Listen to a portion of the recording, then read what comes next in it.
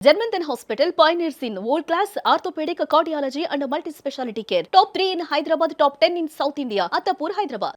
మీరొచ్చిన కొత్తల్లో ఉదయ్ కిరణ్ గారు మీరు మంచి ఫ్రెండ్స్. ఉదయ్ కిరణ్ గారు వల్ల చాలా ఆఫర్స్ దిల్ రమేష్‌కి కూడా వచ్చాయని ఒక టాక్. ఎలా ఉండేది మీ ఇద్దరి మధ్య ఆ బాండింగ్ కానీ, ఆ ఫ్రెండ్‌షిప్, ఆ అన్నదమ్ములనే ఒక బంధం కావచ్చు? ఏం చెప్తారు ఆయన గురించి అసలు? ఉదయ్ కిరణ్ గారికి నాకు చాలా అటాచ్మెంట్ ఉండేది. అంటే అన్న అన్న అంటుండేవాడు. ఎందుకంటే ఆయనది నువ్వు నేను బిగినింగ్ లో 26వ సినిమా నాది నువ్వు నేను. ఓకే. తేజ గారి డైరెక్షన్ లో. తనది 2వ సినిమా. ఓకే. మేమంతా కింద కూర్చొని తినేవాళ్ళం. ఎక్కడ ఇప్పుడు జేఆర్సీ కన్వెన్షన్ ఉందా? జేఆర్సీ కన్వెన్షన్ ఉన్నదే మా బర్రెల ఇల్లు. నువ్వు నెల బర్రెలో ఇప్పుడు తెలంగాణ శకుంతల మన తనికెళ్ళ భరణి గారు మా ఇల్లు ఉంటది. బర్రెలతోనే ఉంటాం మేము మొత్తం పాలు అమ్ముకునే క్యారెక్టర్. అవును. ఆ జేఆర్సీకి ఎదురుగా ఉన్న జేఆర్సీ ఫంక్షన్ హాల్కి ఎదురుగా ఉన్న పెట్రోల్ బంకే ఆ ఇల్లు. అప్పుడు అక్కడే ఉండేది అది మొత్తం. అప్పుడు రోడ్డు కూడా లేదు అక్కడ. సో ఇప్పుడు అక్కడ కూర్చొని మేము కింద అనిత కూడా ఈవెన్ హీరోయిన్ కూడా అంతా కింద కూర్చొని కుర్చీలు కూడా ఉండేది కదా. ఒకవేళ కుర్చీలు తేవటం లేట్ అయితే మేము కింద కూర్చొని తిని అక్కడ మన సునీల్ గారు అప్పుడే ఆ కామెడీ బ్యాచ్ లో సునీల్ గారు లీడు దాదాపు 30-35 రోజులు పనిచేసాం. సేమ్ నువ్వు నేను హిందీలో కూడా మేమే చేసాం. తుషార్ కపూర్ హీరోగా ఏ దిల్ అని చేశారు తేజ గారు. అవునవును. సేమ్ బ్యానర్ లో. సో ఇది అయిపోగానే అది స్టార్ట్ అయింది. మళ్ళీ దానికి 30 రోజులు పనిచేసాం. ఆ ప్రాసెస్ లో ఉదయ్ కిరణ్ గారు ఎలా ఎదిగాడు అప్పుడు. అసలు ఒక అప్కమింగ్ ఏ బ్యాక్గ్రౌండ్ లేకుండా వచ్చి ఫట్ స్టార్ రేంజ్కి వెళ్ళిన హీరో. లాస్ట్ వరకు మాకు రిలేషన్ ఉండేది. ఎక్కువ సినిమాలు ఆయన రికమెండ్ చేసిన సినిమాలు ఏం చేయలేదు కానీ నేను. బట్ చాలా ఎక్కువ ఫ్రెండ్షిప్ ఉండేది. చాలా ఫోన్ చేస్తే మాట్లాడేవాడు. కలిసినప్పుడు భోజనం చేసేదాకా సెట్లో కలిసినా కూడా తనతో కలిపి భోజనం చేసిన దాకా ఎలనిచ్చేవాడు కాదు. ఆ నువ్వు నేను బాండింగ్ ఏంటంటే పెద్ద హిట్ అయింది. స్టార్ ఇమేజ్ వచ్చింది తనకి ఆ సినిమా తర్వాత. ఆ సినిమాలో ఒక చేసి ఉంటది. కొండల్లో స్లమ్ ఏరియాలో అతను పట్టుకోవడానికి హీరోయిన్ పారిపోతాడు. అవునవునవును. ఒక చేజ్ ఉంటది. మే నెలలో స్లిప్పర్స్ వేసుకొని చేజ్ చేసాం. 1 వీక్ ఉదయం 7 గంటలకు స్టార్ట్ అయితే సాయంత్రం 5 వరకు పరిగెత్తుతూనే ఉండేది మేము దర్గా సెంటర్లో ఆ లొకేషన్. సో ఆ చేజ్ సినిమాకి ఆయువు పట్టు. సెకండ్ హాఫ్ లో ఆ చేజ్ వల్ల సినిమా పెద్ద హిట్ అయింది. అది కలిసిన ప్రతిసారి అది గుర్తు చేస్తుండే. ఏం పరిగెత్తారు. ఆయనకేమో ట్రూ హీరోకి యంగ్ చాపు, మాకేమో స్లిప్పర్లు నిక్కర్లు ఎండ అలా పరిగెత్తే. అయినా కూడా షార్ట్ ఎండ్కి వెళ్ళేసరికి ఆయన కవర్ చేసి కొట్టే రేంజ్కి వెళ్ళాలి మేము. తేజ గారు అసలు ఒప్పుకునేవాళ్ళు కాదు. మీరు ఏం చేస్తారో నాకు తెలియదు, కెమెరా ఎడ్జ్కి వచ్చేసరికి కవర్ చేయాలి, మీరు హీరో గారికి రావాలని డిస్టెన్స్లో నిలబెట్టేవాళ్ళు. అయినా కూడా కష్టపడే చేస్తే ఆ చేసే సినిమాకి హైలైట్ అయింది. ఆ రికార్డ్ ఎప్పుడు ఉండేది ఉదయ్ కిరణ్ గారు లాస్ట్ వరకు అసలు. బట్ అంత క్లోజ్ ఉండేవాళ్ళు, అన్న అన్న అనేవాళ్ళు కదా. బట్ చనిపోయే మూమెంట్ లో ఏమన్నా కాల్ చేసి మాట్లాడటం తెలియదు. అప్పుడు డిప్రెషన్ లోకి వెళ్ళాను, కొంత ఇబ్బందిగా ఉంది అని వెల్ విషెస్ తో చాలా మందికి ఫోన్ చేసి మాట్లాడారు ఆయన అని చెప్పి. అంటే అప్పటికి ఫోన్ చేశారన్నా? అసలు లేదు మీరు ఫోన్ చేయటం కానీ? ఎందుకంటే అప్పటికే రేంజ్ వెళ్ళిపోయింది టాప్ కి. వెళ్ళి కలిసి అన్న అసలు అన్న ఏం చేస్తున్నారు ఏంటి, అల్యూమినియం ఫ్యాక్టరీలో ఎక్కడన్నా వేరే షూటింగ్ లో ఉన్నప్పుడు కలిసిన అసలు మనం ఫోన్ చేసే ఇప్పుడు మీతో ప్రాక్టికల్గా మాట్లాడాలి. మనం ఫోన్ చేస్తే పెద్ద హీరో అయిపోయాడు, మనం ఫోన్ చేయకూడదు, వెళ్తే పర్సనల్గా కలవాలి అనే ఫీలింగ్ నాది. సో ఆ ప్రాసెస్లో ఎప్పుడన్నా కలిస్తే షూటింగ్లో కలిసినప్పుడు రెస్పెక్ట్గా అన్న రాన్న ఎక్కడ ఉన్నావు ఏం చేస్తున్నావు అని అంటే మాట్లాడటం తప్ప ఫోన్ చేసి మాట్లాడే అంత కమ్యూనికేషన్ లేదు చివరిలో. ఎందుకంటే టాప్ రేంజ్కి వెళ్ళి తర్వాత పడిపోయారు కదా. అప్పుడు పడిపోయిన తర్వాత కూడా అదే లోన్లీగా ఉండేవాడు ఎక్కువ. ఈ వాళ్ళ కొలీగ్స్ వాళ్ళ సర్కిల్లో ఉన్నవాళ్ళు చెప్తుంటే వినటం. సో మళ్ళీ వస్తాయి, మళ్ళీ సినిమాలు వస్తాయి, మళ్ళీ బ్రహ్మాండంగా ఒక హిట్ పడితే బ్రహ్మాండంగా మళ్ళీ ఆ పొజిషన్ వస్తుంది అనుకుంటుండేవాళ్ళం. సూసైడ్ చేసుకుంటారు అనుకున్నారు మీరు? అసలు నాకు ఉదయ్ కిరణ్ గారు శ్రీహరి గారు ఇప్పటికి అనుకున్నా కూడా నా మిరాకిల్ డెత్స్ అది 2. అవును. అసలు ఒక లీడ్ చేయాల్సిన పొజిషన్లో శ్రీహరి గారు కూడా నాకు చాలా క్లోజ్గా ఉండి ఎప్పుడు నువ్వు డైలాగ్ బ్రహ్మాండం చెప్తారా, వస్తుంది నీకు, నాకు రాలేదా, వస్తుంది నీకు, వెయిట్ చేయి. ప్రకాష్ రాజ్ ఒకడు, శ్రీహరి గారు ఎప్పుడు కనపడినా ఇప్పుడు కనపడినా వస్తుంది నీకు. ఎవరు విలన్ రోల్స్ అంటే మంచి విలన్స్ తో మీరు వర్క్ చేశారు కాబట్టి ఎవరు బాగా ఫ్రెండ్లీగా యాజ్ ఎ బ్రదర్ గా ఉండేవాళ్ళు అంటే తెలుగు వాళ్ళు? అందరు విలన్స్ తో చేశారు మీరు. నాతో రాహుల్ దేవ్ బాగుంటాడు. శ్రీహరి గారు అయితే అసలు ఉన్నంత వరకు అల్టిమేట్. అసలు చాలా సపోర్ట్ చేసేవాడు. ప్రకాష్ రాజ్ గారు ఇప్పుడు అయితే ఎవరిని నేను పని కట్టుకొని వెళ్ళి కలవను, సెట్ లో కలవటం. సెట్లో కలవటమే. ఈవెన్ బాలకృష్ణ గారిని అయినా సెట్లో కలుస్తా. నేను ఇంకొక షూటింగ్ దగ్గరికి వెళ్ళి హీరోల్ని రికమెండ్ చేయమని, ఇప్పుడు ఎందుకంటే నేను మీకు తెలుసు గోపీచంద్తో సినిమాలు చేశాను, గోపీచంద్ గారితో లక్ష్యం లౌక్యం చేశా. లక్ష్యము లౌక్యము 2 సినిమాలు మంచి క్యారెక్టర్లు చేశాను. బాలకృష్ణ గారితో 4 సినిమాలు చేశాను, Lakshmi Narasimha, Simha, legend, Akhanda, 3 blockbusters. But పోయి వాళ్ళకి లొకేషన్లోకి పోతే రెస్పెక్ట్ చేస్తారు, హీరో డైరెక్టర్లకు చెప్తారు కూడా. ఓకే. కానీ ఇబ్బంది పెట్టడము, మనం మళ్ళా ఇంకొకళ్ళకి ఆబ్లిగేషన్ పెట్టడం. నేను డైరెక్టర్ని 100 సార్లు కలుస్తా, కో డైరెక్టర్ని 10 సార్లు 20 సార్లు కలుస్తా ఇప్పటికీ.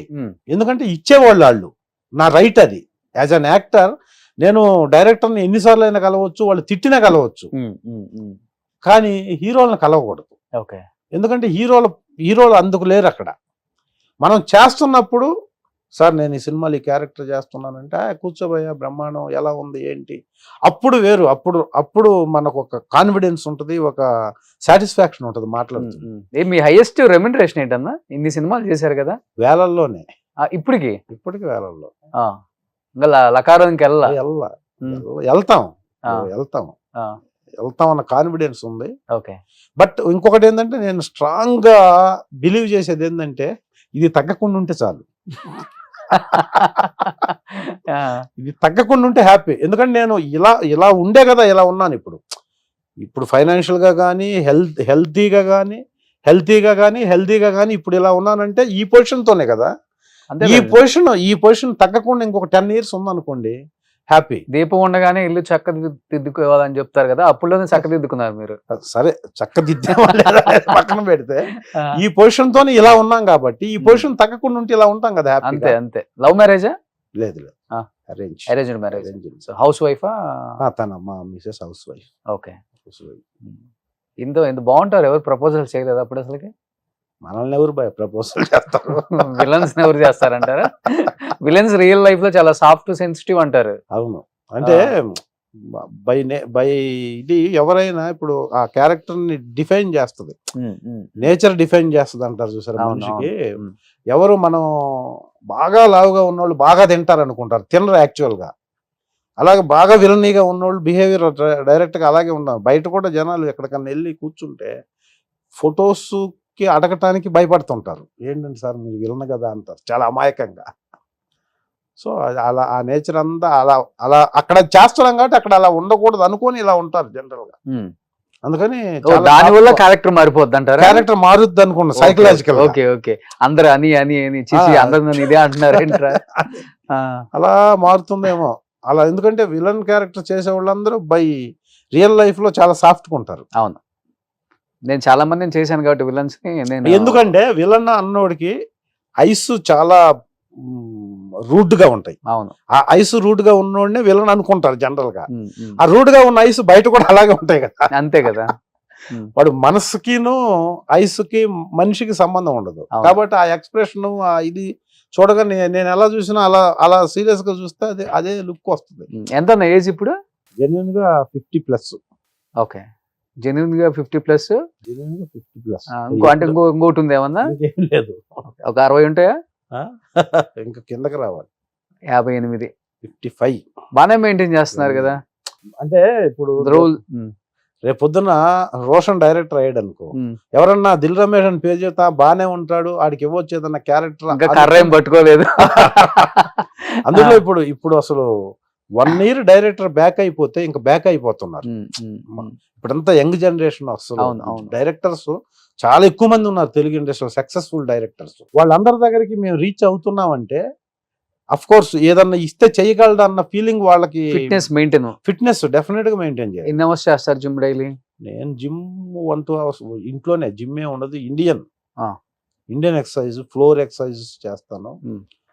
ఫుడ్ మెయింటెనెన్స్ ఎవరైనా జనరల్ గా నువ్వైనా నేనే అసలు ఇప్పుడున్న ఎన్విరాన్మెంటల్లో ఫిజికల్ ఎక్సర్సైజ్ లేకుండా ఏ మనిషి 50 సంవత్సరాల తర్వాత హెల్దీగా లైఫ్ లీడ్ చేసే పరిస్థితుల్లో లేరు. అవును, కారణం ఏంటంటే ఇప్పుడు చెప్తాను మీకు సంబంధం మీరు అడగకుండా. ఒకటి, మనకి బై నేచరు ఒక 5 ఉన్నాయి. ఈ 5 మనం కాపాడుకోవాలి, అనుకుంటే వాటిల్లో ముఖ్యమైనది గాలి. మనకు ఫ్రీగా వచ్చే గాలి చెట్ల నుంచి వస్తుంది, అందరికీ తెలుసు. అవును. ఒక్కరోజు 24 గంటల్లో ఒక మనిషి పీల్చే గాలి 3 సిలిండర్లకు సంబంధం. 3 సిలిండర్లు అంటే 3 ఆక్సిజన్ సిలిండర్లకు సమానం. ఒక్క సిలిండర్ ఈరోజు మనం మార్కెట్లో వెళ్ళుకుంటే 700. అంటే రోజుకు 2100 పెట్టి మనం పీల్చే గాలి కొనాలి, అది కానీ కమర్షియల్ అయితే. సో సంవత్సరానికి 7,60,000 అవుద్ది ఆ గాలి. భారతదేశంలో ఇప్పుడు ఆయు ప్రమాణం సైంటిఫిక్ దీని ప్రకారం 65 సంవత్సరాలు అనుకుంటే, అవును. ఒక మనిషి నార్మల్ గా బ్రతకడానికి 5 కోట్లు పెట్టి ఈ గాలి కొనాలి మనం. ఇందాక నేను చెప్పిన కొమర జాజి అనే వ్యక్తి చేస్తున్నది ఆ ప్యూర్ గాలి, ఆ ప్యూర్ గా ఉండే ఎయిర్ లేక ఢిల్లీలో చాలా కష్టపడుతున్నారు. అవును, పొల్యూషన్ కదా. పొల్యూషన్. హైదరాబాద్ లో కూడా మనం ఒక షార్పుగా ఆఫీస్ టైమింగ్స్ లో మనం ఇప్పుడు నేను ఇక్కడికి మా ఇంటి దగ్గర నుంచి ఇక్కడికి రావడానికి 9 కిలోమీటర్ల డిస్టెన్స్, 1:15 పట్టింది. ఈ 1:15 బైక్ మీద వచ్చే వాళ్ళ పరిస్థితి అయితే. టైం బాగుంది, మీరు తొందరగా వచ్చారే. అంత టైం బైక్ మీద. కార్లో వచ్చేవాళ్ళు కొంత కంఫర్ట్ కొంతవరకు, బైక్ మీద వెళ్తుంటే ఎంత కార్బన్ డైఆక్సైడ్ వెళ్ళిపోద్ది లోపలికి. అందువల్లే ఈ వోకల్ కార్డ్స్, లంగ్స్ అంతా పోయి శ్వాసకోశ సంబంధ వ్యాధులు. అవును. సో మనం దీన్ని బట్టి ఏం చేయాలంటే, ఒక కొమర జాజి అనే వ్యక్తిలాగా మనం కూడా వీలైనప్పుడు కనీసం మొక్కల్ని పెంచకపోయినా పర్లేదు కానీ మొక్కల్ని నరకకూడదు. చెట్లను నరకటం అనేది కొంతవరకు వాకింగ్ కూడా మంచిగా చెట్లు ఉన్న ప్లేస్ లో చేస్తే చాలా మంచిది. Yes, super. ఎనీహౌ